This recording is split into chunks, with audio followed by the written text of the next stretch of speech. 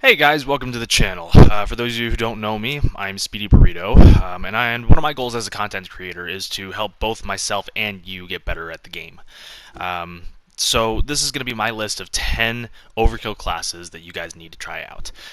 This list has been curated for those moments when you've realized that you're in a rut, for those nights when you just realize that you're just getting your ass handed to you way too much and you can't catch a break. They're for when you grow tired of the classes that you're currently running, whether they're meta or not, and you just want to shake things up a little bit. You want to change it up and learn a new play style. Um, so I really do promise you guys that if you run each of these loadouts at least once, then you're going to get better at the game. Simply by the fact that you're going to learn how to pace yourself differently. You're going to learn how to take fights from different angles. You're going to learn what other players are thinking, and how to take those fights and what it is their thought processes are going to be when using the same equipment. So before I get started, I just want to say that I do really appreciate every single one of you guys tuning in, and I hope that you guys will consider liking and subscribing to the channel. There's absolutely nothing more that I'd love to do more than to be able to create more content for you guys. And if you guys happen to have any other any other classes that I don't cover, any weapons that you guys didn't see inside of these classes, then please let me know inside of the comment section below what you think is going to be a really creative class and what you think is going to work best for you. Now, the first thing I'd like to say about these classes is that my guns are the only thing that's going to change. That means that all of my perks are going to be EOD, Overkill, and Amped. Okay, I know a lot of you guys like to run Tracker, and that's kind of a personal preference. That's not my cup of tea. I would much rather have the ability to switch my weapons faster, especially for some of these classes where they have closer range things happening. I would much rather have the ability to swap to that gun in the thick of it. So I also, on my class, if you guys will notice, I do run thermites rather than C4s or Semtex, and the reason being is, for one, they have a very quick draw. There's no time where you're cocking the thermites. You just throw them as if it's like a throwing knife. There's the lingering effect that allows you to be able to damage people while you're not able to see them, which is really, really helpful. And it also allows you the extra added ability of being able to close off certain doorways, entrances, and stuff like that. Things that nobody really thinks about when it comes to these. So it does give you a lot of options. Now, the other thing that we do run on these classes is going to be a heartbeat sensor. That's pretty obvious. It's something that I think everybody should be running, especially if you're just starting at the game, simply for the fact that you got to have more information. The more information that you have, the better. All right. So the first two classes are going to be a little bit more obvious, so I want to get them out of the way now. Basically, they're going to be, kind of meta weapons, so they may kind of not be what you're looking for, but I want you guys to stick around for some of the ones that are at the end. Numbers 8 through 10 are going to be the ones that I'm really, really excited for you guys to see. So first up, we've got the Cr56 Amax and the Mac-10.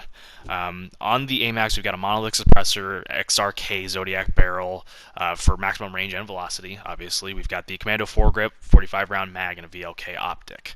All right, that's just what's just best right now. As far as assault rifles go, that is going to be the meta. That's going to get you probably the most wins when you're really, really trying to work for that. The Mac-10, we're going to be running with an agency suppressor, 5.9 task force barrel, the field agent grip currently. I know that JGod had a video that came out pretty recently where he talked a lot about attachments not doing what they said they were going to be doing, and that a lot of these guns from Black Ops are going to be using bruiser grips instead. But for the sake of this video, we're going to keep the field agent grip, which has worked for me for the Mac-10. Some of the other guns I will throw on a bruiser grip. It'll be kind of an interchangeable thing depending on what it is that's going to be actually working. And once they update the game, then we'll know for sure what it is that we want to put on these guns. We're also going to be running the 53-round mag and no stock. You could also decide, instead of doing that, you could do like a Raider stock. You could be doing like sleight of hand or something like that. I don't think they do perks on Cold War guns. But those are what I decide work best. So that's my loadout as far as the Cr56 Amax and the Mac-10. Do with those as you please. I'm not going to try to delve too much into those. All right. Second on the list is going to be another class that's going to be somewhat meta. These two guns are a little bit later in like releases. The FFAR obviously just came out with Black Ops integration, and it has become at least since the DMR has been nerfed, it has become a very, very good weapon to use. Um, it's a very popular weapon as of lately, and for good reason. It does a lot of damage with very easy recoil pattern, and the high rate of fire means that there's a lot of room for error if you do happen to miss a bullet or two. It doesn't perform as well at great ranges, which is why I specifically like to pair it with a sniper. The FFAR, the way that we're going to kit that out is we're going to have the agency suppressor, the 19.5 task force barrel, bruiser grip, like I mentioned before, the salvo 50 round mag, and the raider stock. Mostly just for sprint to fire speed and shooting movement speed. You know, that's my preference on the FFAR. Some people like to use the Duster stock because they want to have more aim walking movement speed. I know that's something that Benny Central does, but that's less important in my eyes. I would much rather have the ADS and stuff like that. Or the sprint to fire, that's what I mean. So on the SPR, we're going to be running the monolithic suppressor, the 26-inch barrel, tac laser, variable zoom, and the Lapua mag, if that's how you pronounce that. That's going to give us all of our maximum range, all of our maximum damage, all that fun stuff. You could kit this gun to be a little bit more like aim down sights-ish, but when you're at great ranges, it's not going to matter as much what your ADS speed is. And then when it comes to a lot of my guns, I don't really like running lasers. You know, on a sniper, it's not as detrimental. It's not going to really hurt you all that much if somebody sees a laser from 100 yards away. But a lot of my close range guns, MP5, MAC-10, anything that I take close up and in people's face, I don't like running lasers. I think I have one gun on this list that does have a laser on it, but I don't typically like to run with the laser. The next class that I haven't gotten much time to play with, but it does need a little bit of tinkering. We have the XM4 and the Bullfrog SMG. The XM4, I think, eventually is going to make its way into being one of the better weapons, you know, if Raven treats it properly. Just like any other kind of classic M4 when it comes to these kind of games, you know, things like the M4, they just, that's like their classic gun, so that's what they're going to put on there. The Bullfrog, however, is a highly underrated gun already as it is. I believe that JGod actually did a video that I will try to find and put inside of the description. But inside of that video, he does basically talk about how the Bullfrog is actually very, very good, and it does, in some situations, compare with the MAC-10, and it can be competitive with it. So it's a very good gun to run. Mine currently is not leveled up all the way, so take that with a grain of salt, but it is still a very fun gun to use. Currently, on my XM4, I'm running an agency suppressor, the 13.5 task force barrel, the bruiser grip, with obviously our buggy attachments and all that, the salvo 60 round fast mag, the axial arms 3 times, I could just get that word out, but the thing about the XM4, I don't think that it's going to be a great long-range weapon. I kind of just put that on there just for the sake of trying it out, and I did get a couple long-range kills, but ultimately I think the XM4 is going to do a lot better as a close-range weapon, kind of the same as the FFAR. So I would maybe, next time that I use this weapon, I would probably take off the 3x scope and just put on, like, sleight of hand or some kind of a grip tape that'll give me better ADS speed, something like that, that will help performance rather than having some kind of sight, because I don't think that the iron sights is all that terrible on it. On the Bullfrog, like I said, it's not fully upgraded. Currently, I'm running with a Spetsnaz compensator. However, I think that the agency suppressor is going to be one of the things that we unlock, and that's going to be the better attachment for it. We have the 6.7 VDV barrel, bruiser grip, Spetsnaz grip, and the wire stock. Again, not fully upgraded. There could be better attachments, but these are the ones that I currently have that I think work very, very well. And even with what I have now, it does still shred people pretty damn well. Like I said, I will try to find JGod's video on the Bullfrog because it is a very underrated gun, and he has his list of attachments that he puts on it. And the only thing that I don't agree with that video is the fact that he puts a laser on it, which does help for, you know, ADS, sprint to fire, all that kind of fun stuff. But I think that having a laser on a close range weapon is just cancerous. Next on our list, we are going to have the M13 and the P90.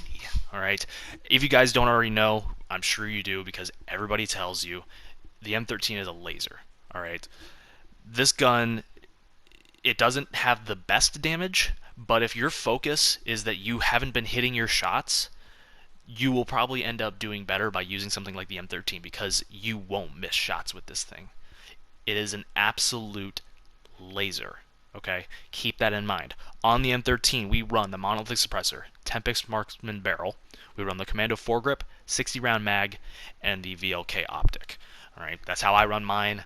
I don't use it very often, but when I do use it, those are the attachments that I'm running. All right, so like I said, absolute laser. Run that if you want to hit some shots. It'll at the very least get you more kills simply for the fact that you're hitting more shots. Um, and then on the P90, we run the monolithic suppressor, the stippled grip tape on both handles.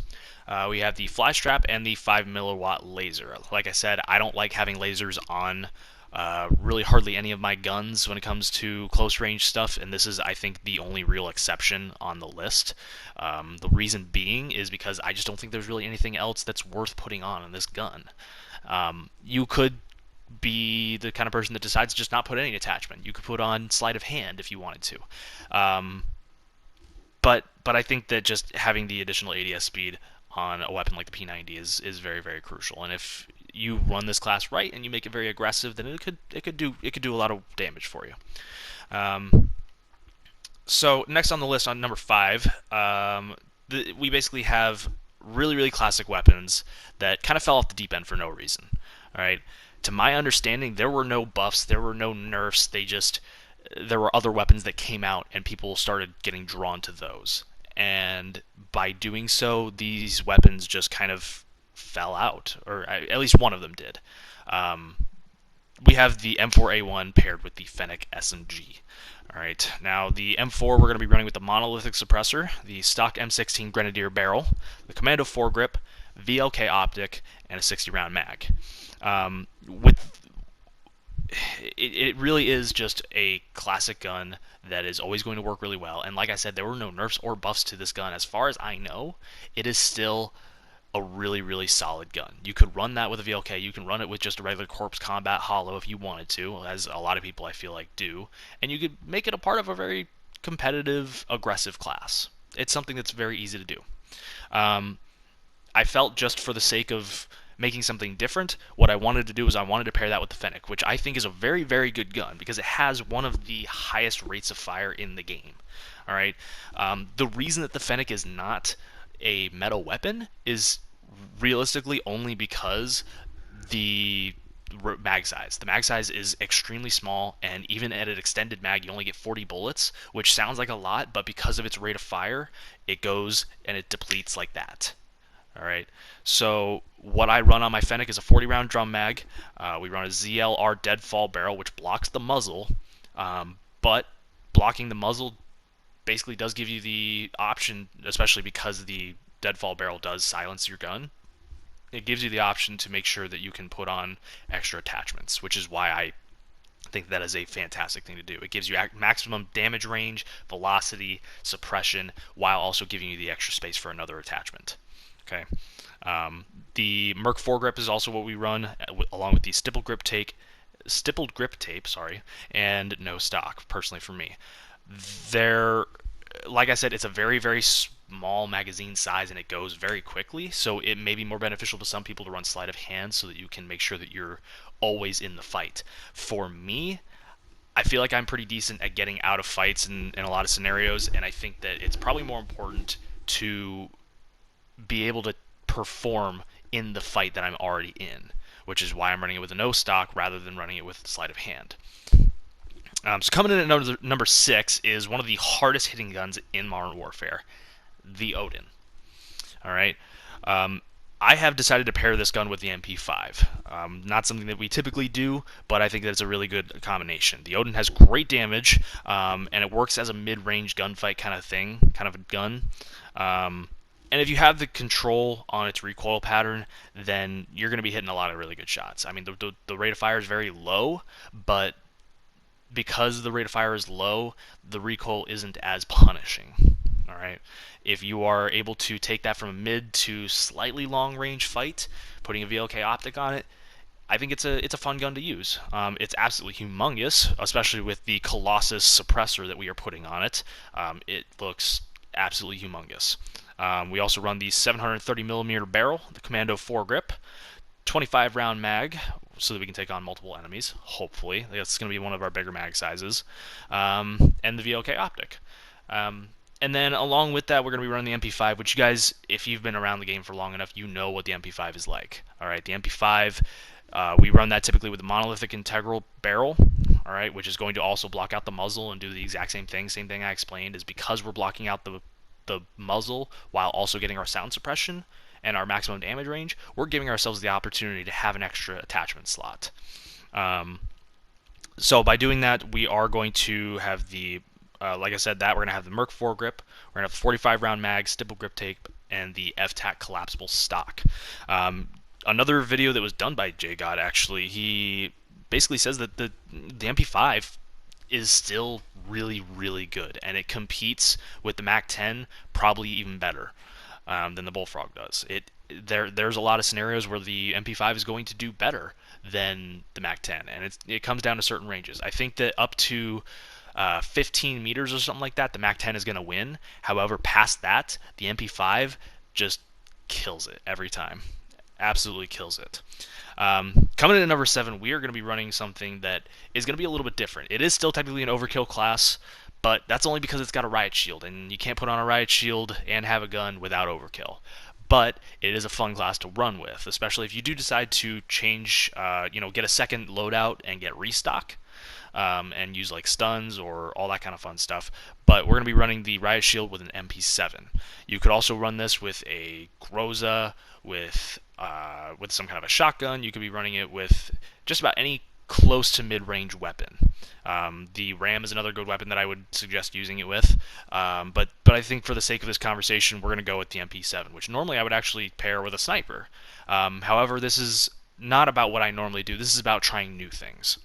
So on the MP7, we run the monolithic suppressor, the FSS Recon barrel, Merck4 Grip, 60 round mag, and a stipple grip tape. I think that the iron sights on the MP7 are phenomenal. I have absolutely zero qualms about it, and so that gives me the option to take the sight off and use another attachment slot. More performance. And then a riot shield is just a riot shield. I mean, there's not really any explanation that has to be said past that. So now on to the really, really fun classes. All right, these are the ones that I am super excited to show you guys. Starting off at number 8 is a class that I started running a few seasons ago, and not only a lot of people use this gun after it got updated to be not so buggy, because there was a bug going through where basically it just was shooting through walls and it couldn't be stopped. But it's a very, very good gun, and because of the nature of it, I typically keep it as a short-range weapon, and I pair it with a sniper. So that's exactly what we're gonna do. So we're gonna basically have the AS Val paired up with the Cr58. On the AS Val, we're gonna be running an OSA barrel, the Merck4 Grip, 30 round mag, stipple grip tape, and sleight of hand. Sleight of hand, obviously, I mean, for one, I don't like having lasers on my close range weapons, and two, there's not really anything else that I would rather have on the gun performance-wise.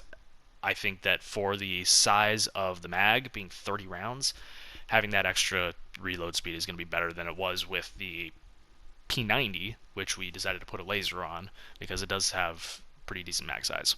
And then on the Cr58, we're going to be running the monolithic suppressor, the Singar 27.6 inch barrel, the stipple grip tape, FTAP sport combat stock, and the sniper scope. I use a sniper scope, preferably, at least that's my preference.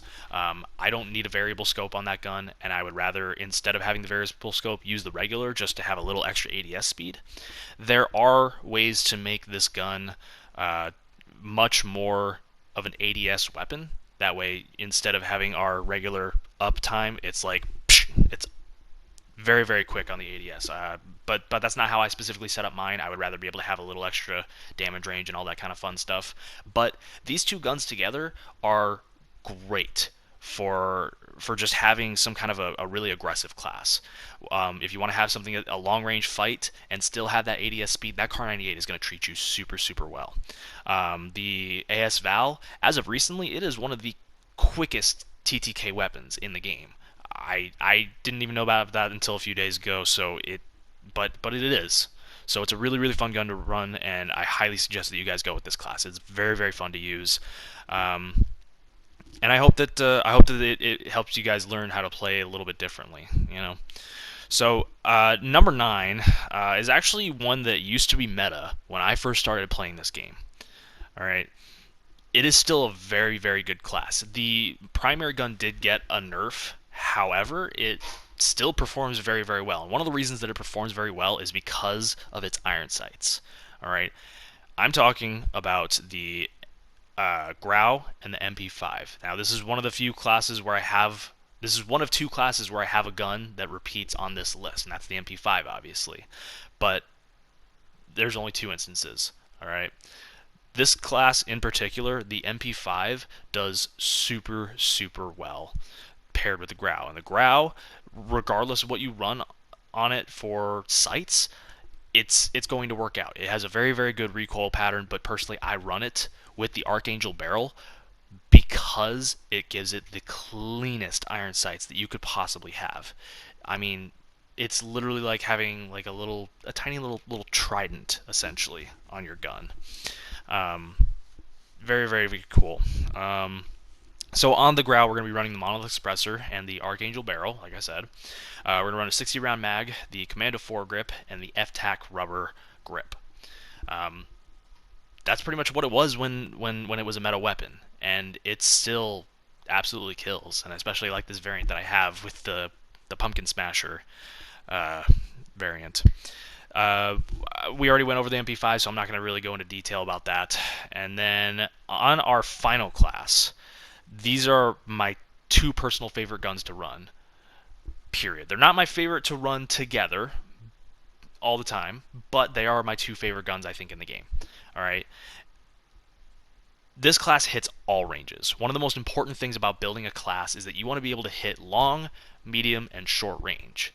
And if that means that you have a close to mid-range gun and then a long-range gun, or you have a mid to long-range gun and then a short-range gun, you got to be able to hit all 3 ranges, because if you're missing any one of those 3, you're gonna struggle in the game. That's just that. The one class that I have that's on this list with the MP7 and the Riot Shield, that probably will struggle a little bit because it doesn't have something long range, but it is still a very fun class to use. So number 10 on this list is the Ram 7 and the SPR. I cannot vouch for the Ram 7 enough. Aside from the obvious monolithic suppressor, Cr56 Grip, and large mag, I run my Ram 7 without any sights on it. It is another gun that I think has very, very clean iron sights and thus gives me an extra attachment slot.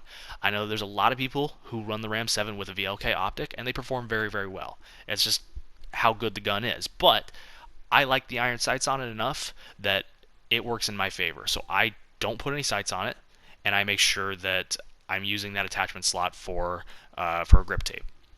One of the things about the Ram 7 is that its recoil pattern is almost the complete opposite of any other gun. Basically, all the guns in the game, they go up and they go to the right. Okay? On the Ram 7, it goes up and to the left. And it's not a very hard thing to control. And I think that me, as a player who is playing on mouse and keyboard, it's much easier to control than some of the other guns. I think that personally moving my hand in the direction that opposes the Ram 7's recoil pattern is a little easier than going like inward of my body. So that's just kind of how I like to run it. But I really, really can't vouch for this gun enough.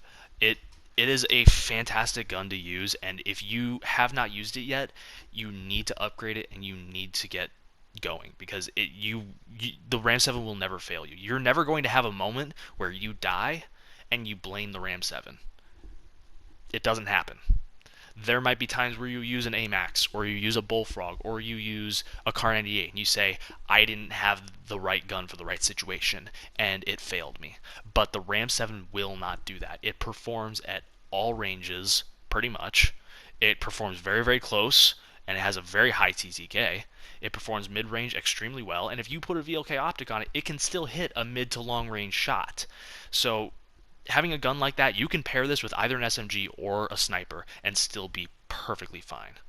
All right, that's just how it works. And then, like I said, I run it with an SPR for this specific class because it's a good way to play. It allows you to take those long range shots and then be able to move up on people close range and fight at a bunch of different angles. So, but there you have it, guys. That is my 10 overkill classes that you need to try. I hope you guys enjoyed the video, and I hope you guys genuinely enjoy each of these classes and try them at least once. When you do try them, be sure to tell me what it is that you think about them on my Twitter, on my Discord, or even tell me while I'm on stream. All right, I have links that are going to be inside of the video. You can feel free to follow all those links, and then be sure to tell me inside of the comments section what you think about the video. If there's anything that I missed inside of this video, please, for the love of God, tell me. Tell me what guns you want to see me run. Tell me what guns that you want to see inside of a creative loadout. I will make sure that we amend that kind of thing. And especially if you come by the stream, I do have a chat's pick loadout that's always sitting at the bottom that I specifically reserve for chat to pick out, what it is that you want me to run. If you want to come and torture me and give me a riot shield, throwing knives, and an RPG, that's been done to me. I'm more than happy to keep running that kind of stuff. So no matter how ridiculous it is, just come in, say hi, and tell me what you want to see. I'll be happy to, run it, talk about it, tell you the advantages and disadvantages, and really, really kind of get you guys into a new mindset. Until then, thank you so much for watching, everybody. I will see you all next time. Burrito out.